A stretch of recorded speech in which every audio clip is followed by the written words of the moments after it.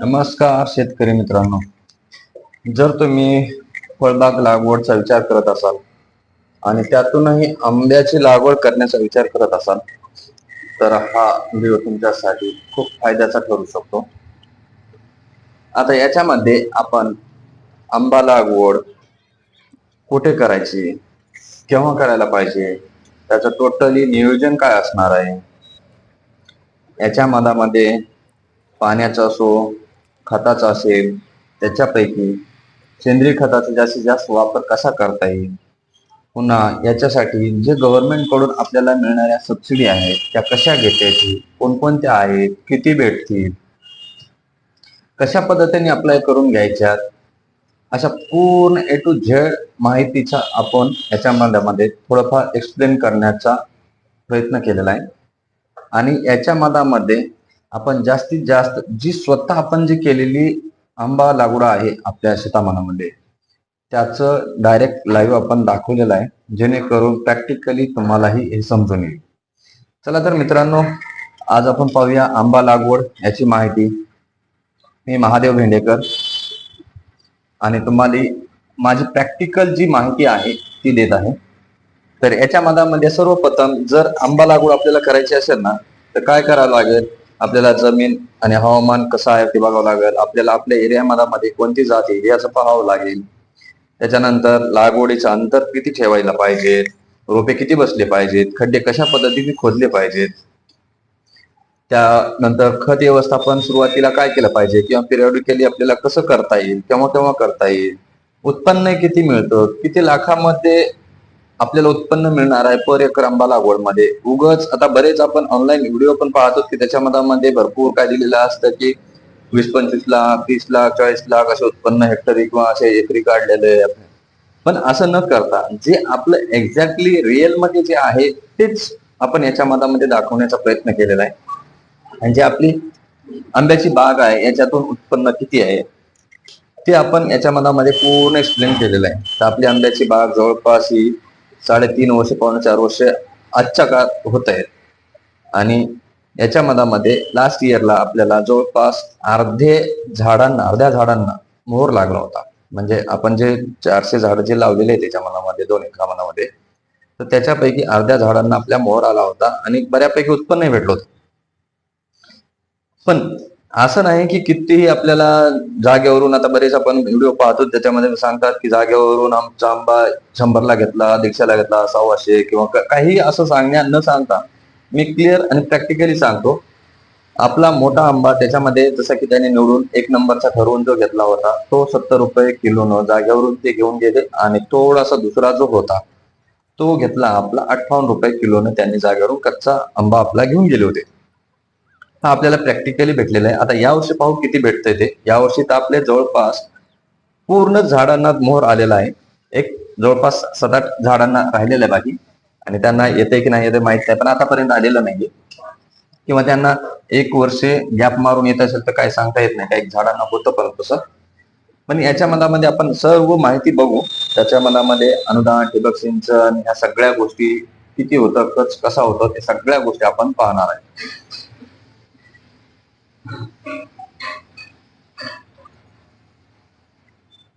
तर आता याच्या मनामध्ये जमीन कोणती पाहिजे आपल्याला आंब्याची झाडं लावण्यासाठी. तर जमीन माझ्या मते तर हलकी जमीन किंवा मीडियम पण चालते. पण आता जर तसा विचार केला तर आजकाल अशा प्रयोग होत आहेत आणि वेगवेगळ्या प्रकारे कोणत्याही मातीमध्ये किंवा कशा पद्धतीने लोक अशी टेक्नॉलॉजी वापरून पीक घेत आहेत. पण मध्यम लेवलची जमीन असेल तर अति चांगली, लालसर असेल तर आणखी चांगली, त्याच्या मनामध्ये मुरमाड पण तेवढे एवढं नको आहे, थोडीशी लालसर तशा पद्धतीची हलकी आपण म्हणतो तशा पद्धतीची असली तर अति चांगलं. आणि पीएच वगैरे जो आहे तो सरासरी नॉर्मल असतो. पण आपण जास्त बनवता केमिकल्स वगैरे वापरून जर काय करत असाल तर डेफिनेटली हा बिघडणारच आहे. आणि हवामान हे आपल्या इकडलं हे महाराष्ट्रामधील तर मी तर सांगतो की एकदम सूट होतं याच्यासाठी, आंब्यासाठी.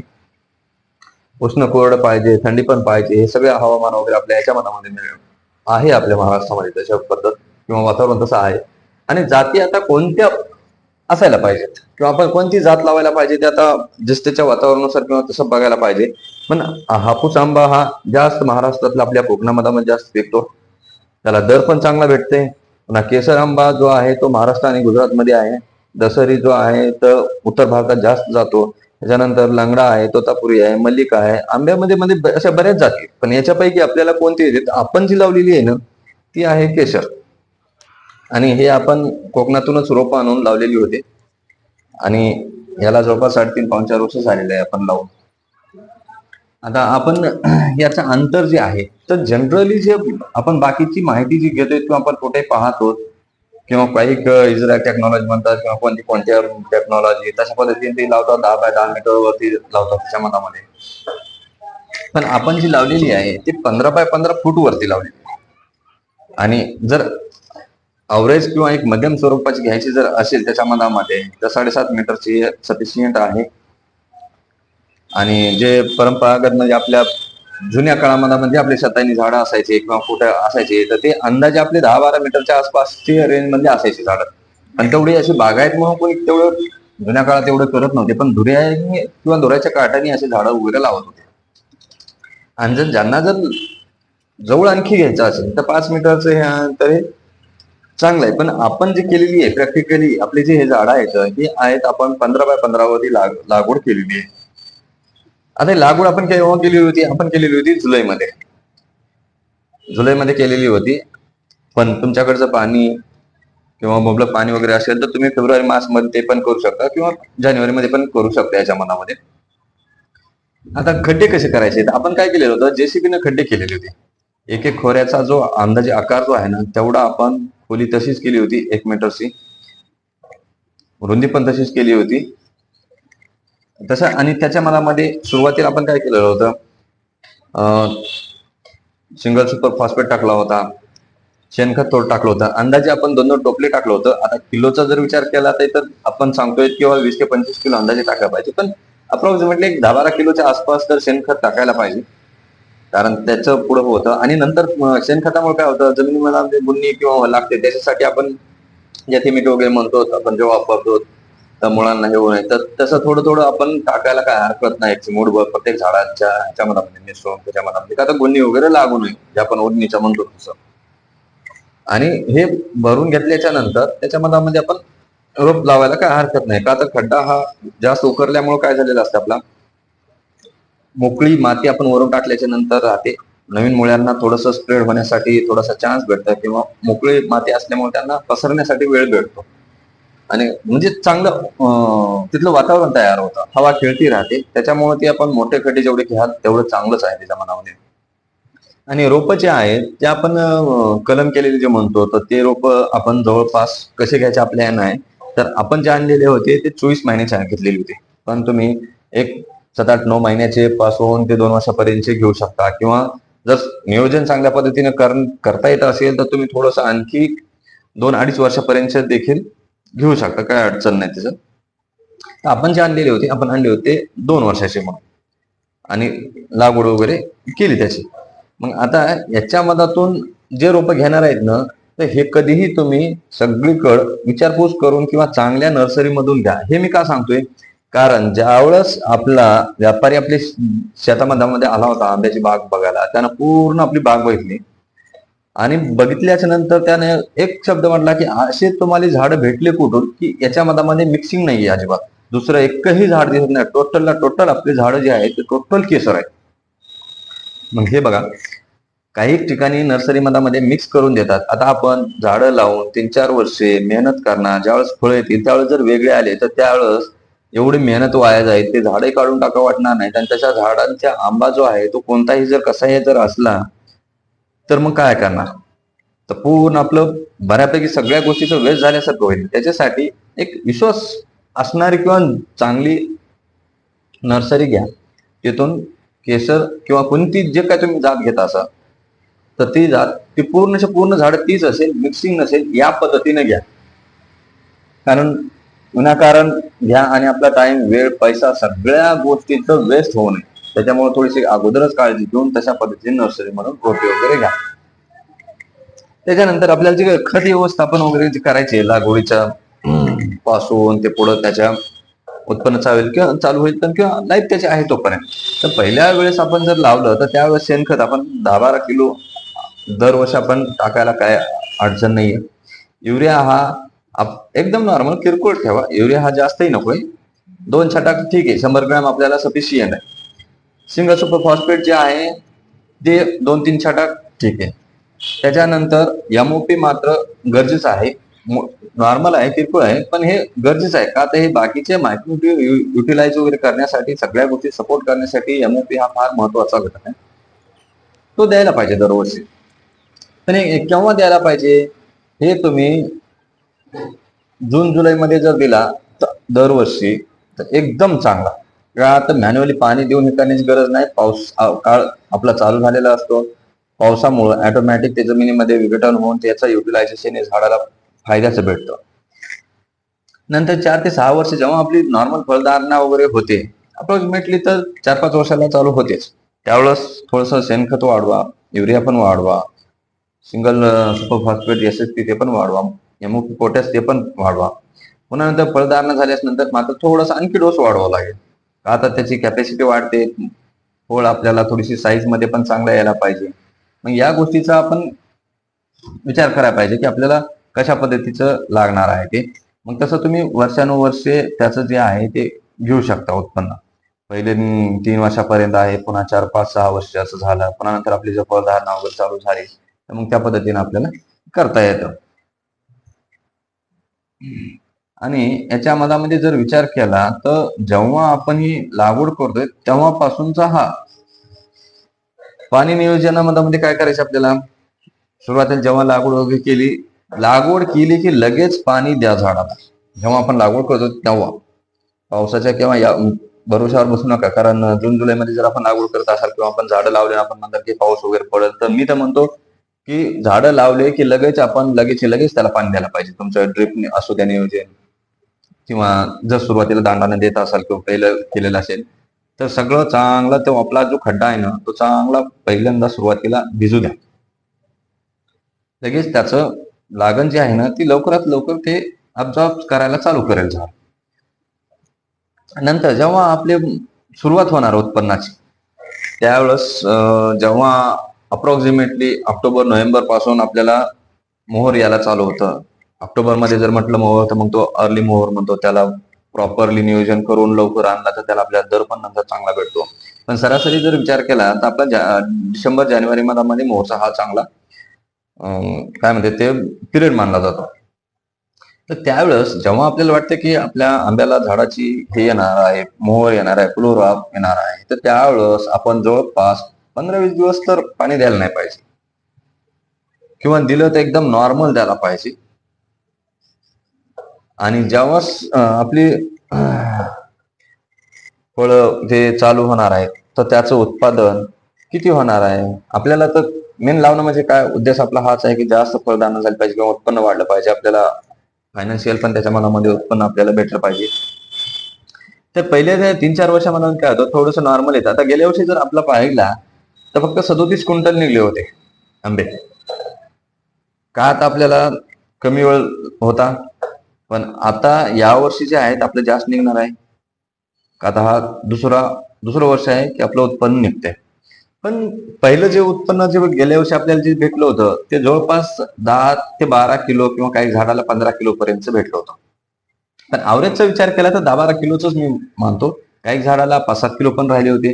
त्याच्यामुळे असं तेवढंही म्हणता येणार नाहीये की जास्त, पण 10-12 किलोच्या आसपास आपल्याला उत्पन्न भेटलं होतं. कारण 37 क्विंटल आपल्याला बऱ्यापैकी झालं होतं उत्पन्न पहिल्या वर्षी. आता हा पहिला आपला म्हणजे हा दुसरा वर्ष. आता या वर्षी जो आहे फ्लोरा मोहर जो आहे ना हा आहे. मग याचं उत्पन्न चांगलं कधी होणार आहे आपलं, जवळपास 5-6 वर्षापासून पुढे चांगलं उत्पन्न येतं आणि तेव्हापासून आपलं चांगलं अर्निंग पण चालू होतं. पण असं थोडंच आहे की आपली आंब्याची बाग आहे ना तोपर्यंत आपल्याला जनरल खर्च किंवा बारीक सारीक बाकीचे पिकं येतात. आणि आता आपल्या ह्याच्या मनामध्ये पाहताय तुम्ही की काय गहू आहे आणि सुरुवातीला आपण काय करतो अगोदर पेरणीला किंवा आपले जून जुलै मध्ये जी पेरणी चालू होते पावसाळ्यात त्यावेळेस खरीपला आपण काय करतो सोयाबीन करतो. आणि त्याच्यानंतर आपण सोयाबीन काढल्याच्या नंतर गहू पेरतो. हा आपला आंबे लावले तेव्हापासूनचा हा दरवर्षीचा हा प्लॅन आहे. आणि उन्हाळ्यामध्ये मधामध्ये थोडीशी हलकी नांगरण पाळी वगैरे करून आपण मोकळी जमीन सोडून देतो. तर आपल्याला बाकीचं उत्पन्न पण आपलं चालू आहे आणि आंब्याचे उत्पन्न होईपर्यंत पण हे चालणार आहे. आता हे शेवटचं आपलं वर्ष असणार आहे की मधामध्ये आपण आता उत्पन्न घेणार, का आपल्याला आंब्याचा उत्पन्न चालू झालेलं आहे आणि बाकीचे जे बारीक सारीक उत्पन्न जे आहे त्याच्यासाठी ट्रॅक्टर म्हणा किंवा बैलाने हे करण्यासाठी थोडीशी अडचण येते. आता झाडही मोठे होत आहेत, त्याच्यामुळे आपण आता बंद करणार आहे. पण आपलं आंब्याचं उत्पन्न चालू होईपर्यंत आपण हे बाकीच्याही खर्चासाठी किंवा एक आपला खाली शेत राहू नये म्हणून आपण ते पण उत्पन्न आपण घेऊ शकतो. एवढंच की हाईटचे जे पीक आहेत, उंच वाढणारे जे पीक आहेत ना, ते थोडेसे अवॉइड करा, घेऊ नका. कारण त्याचा इफेक्ट काय होणार आहे, मग आंब्याचे झाड जे आहे जास्त मजबूत फांद्या फुटण्यासाठी, इकडे तिकडे रुंद होण्यासाठी त्याचा डिस्टर्ब होऊ शकतो. म्हणून थोडस हाईटचे झाड जे आहे असणार आहे, जसे की ज्वारी झाली किंवा कापूस वगैरे झाला किंवा बाजरी, जेवढे कोणतेही आपल्या 3 फुटाच्या वर वाढणारे जे पीक असणार आहे ते मोस्टली तर घेऊ नका, नाही घ्यायला पाहिजे. कारण त्यासाठी आपल्या मेन म्हणजे आपल्या आंबा बागेवर होऊन जाईल. आता याच्यामध्ये कीड किंवा रोग वगैरे जे आहे ते आंब्यावरती कोणता पडतो जास्त? मोस्टली एक मिलीबगचा प्रॉब्लेम येतो, दुसरा हॉपर्स आहे, फळमाशी आहे, बोरी आहे, अँथ्रॅकनोज आहे, डायपॅक आहे, बॅक्टेरियल ब्लाइट आहे. पण हे व्यवस्थित आपण जर फवारण्या वगैरे केल्या किंवा रेग्युलर जर प्रिव्हेंटिव्ह जर फवारणी हमेशा जर करत राहिलो तर आणखी चांगलं. आणि याच्यामध्ये आपण ज्या फवारणी करतो ह्या जास्त रासायनिक करत नाहीत आणि तुम्ही पण करू नका. जास्त रासायनिक किंवा खर्च वाढवण्यामध्ये काही अर्थ नाहीये. आणि प्रिव्हेंटिव्ह जर घेतल्या, सेंद्रिय जर फवारण्या आपण घेतल्या तर त्या एक तर खर्च आपला कमी होतो, कमी म्हणजे किरकोळ होतो, म्हणजे नसल्यासारखा वाटेल आपल्याला, चलत चलत या गोष्टीचं होऊन जाईल. तर त्याच्यामध्ये कोणत्या फवारण्या आपण सेंद्रिय मध्ये घेऊ शकतो किंवा याच्यासाठी आता मी जे घेतोय त्या घेतोय, एक अर्धा किलो मी लसूण घेतोय, त्याच्या मधामध्ये एक जवळपास पाव किलोच्या किंवा थोडीशी कमीच मी मिरची, हिरवी मिरची घेतोय हमेशा, आणि ती पण तिकीट हिरवी मिरची बाजारातून घेऊन येतोय. आणि यांचं काय करतोय, मिक्सर कुटून आपल्या घरी मिक्सर मधून काढतोय, बारीक चुरा करून ते पाण्यामध्ये मिसळून थोडस चांगलं ढवळून याची मी कधी इमिजिएट पण फवारणी घेतोय गाळून.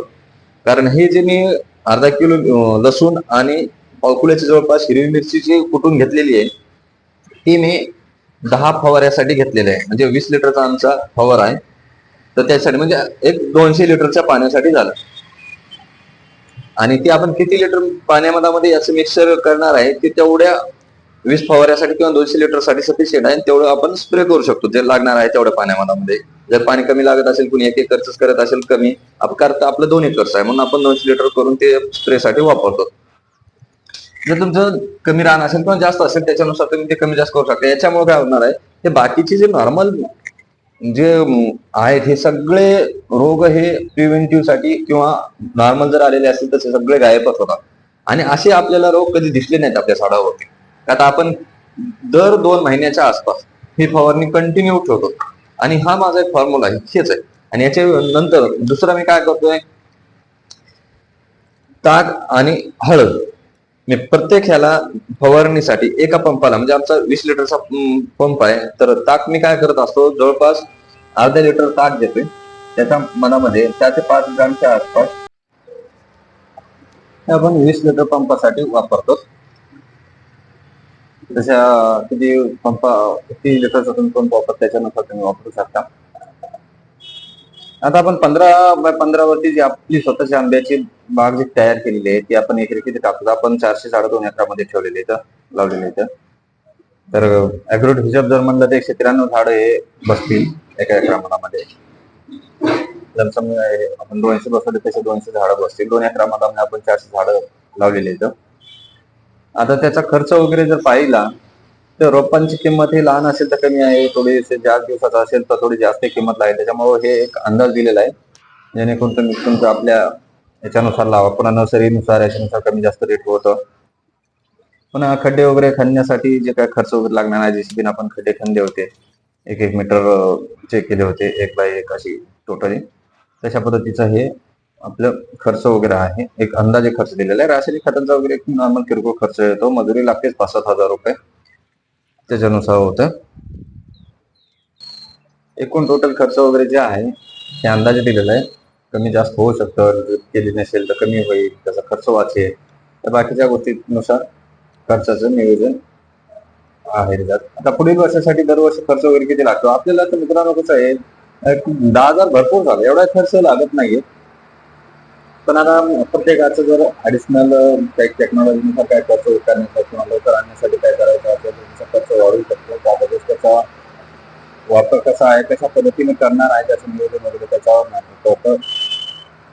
त्याच्यानंतर याचं एकदा जर आपलं उत्पन्न वगैरे चालू झालं तर किती निघणार आहे, जर आपण अंदाजे आपल्याला जसं गेल्या वर्षी निघलं होतं त्या हिशोबाने जर विचार केला तरी 25चं अवरेज आरामशीर निघतं झाडाला. पण त्याला आपल्याला 10-15 आपले 10-15 किलो झाडं लागले होते, पण त्याला 20-25 किलो पण लागले होते. तर अवरेज ते थोडंसं पहिल्या वर्षी थोडं कमी जास्त होईल, काही झाडाला लागले पण नव्हते आपल्या. पण आता दुसरं वर्ष जे आहे पाहताय तुम्ही आता याच्या मनामध्ये, हे आता ऑलमोस्ट सगळ्या झाडांना लागलेले आहे. फक्त एक 7-8 झाडं जे आहेत त्यांना लागलेलं नाहीये, त्यांना आता काही लागण्याचा चान्स पण नाहीये. त्याच्यामुळं थोडे फार दरवर्षी झाडं राहतील पण तशा जे लागणार नाहीत, कारण ते 1 वर्ष आड येणारे पण झाडं असू शकतात तसे जर मधामध्ये आले असेल तर. आणि आपलं उत्पन्न जर बघितलं तर जवळपास आपल्याला 5व्या-6व्या वर्षापासून चांगल्या पद्धतीने उत्पन्न भेटतं. एकरी आपल्याला आरामशीर 9 ते 10 लाख रुपये उत्पन्न भेटतं.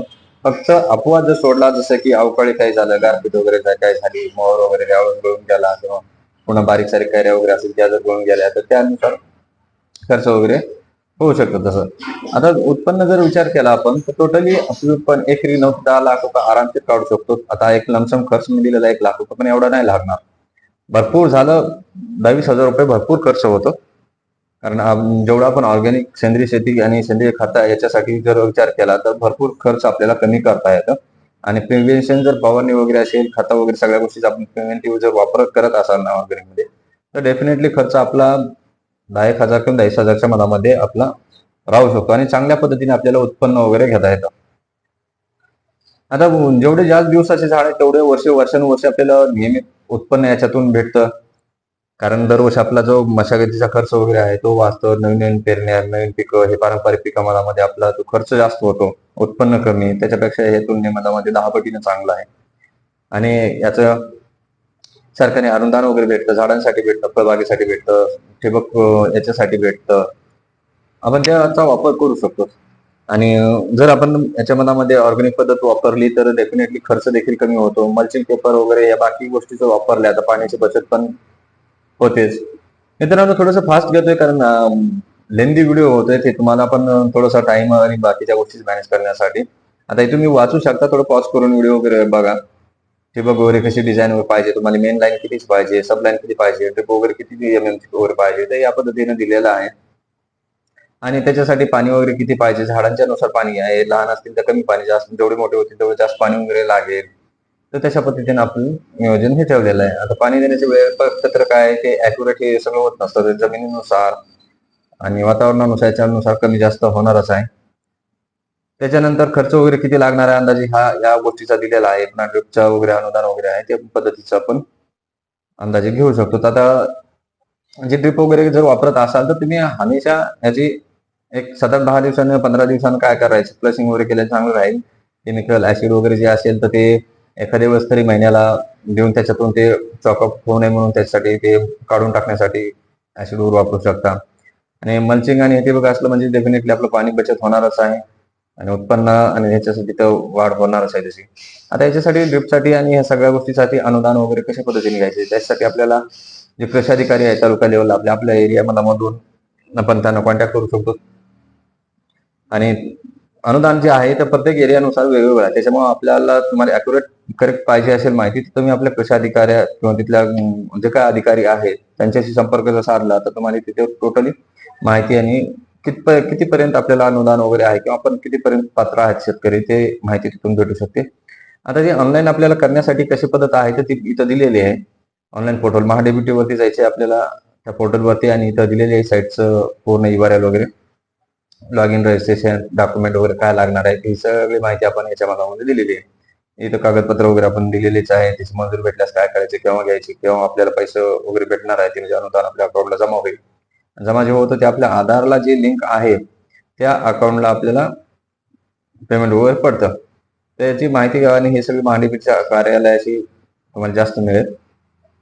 अर्ज कसा भरायचा तर यासाठी आपण इथं दिलेलं आहे, स्टेप बाय स्टेप दिलेलं आहे. तुम्ही step by step video pause करून पाहू शकता मित्रांनो.